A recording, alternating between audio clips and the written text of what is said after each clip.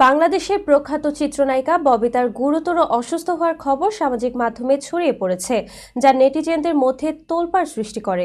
তবে এই খবর ছিল সম্পূর্ণ ভুয়া। অভিনেত্রী নিজেই গণমাধ্যমে নিশ্চিত করেছেন তিনি একদম সুস্থ আছেন এবং এমন মিথ্যা তথ্য ছড়ানোর জন্য গভীর দুঃখ প্রকাশ করেছেন।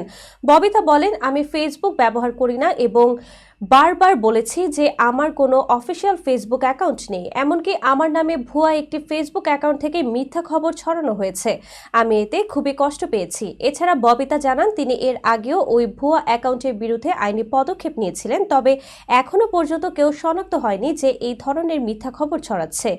এর আগেও আমার মৃত্যুর খবর ছড়ানো হয়েছিল। কল্পনা করুন আমার পরিবারের কি অবস্থা হয়েছিল, বলেন তিনি।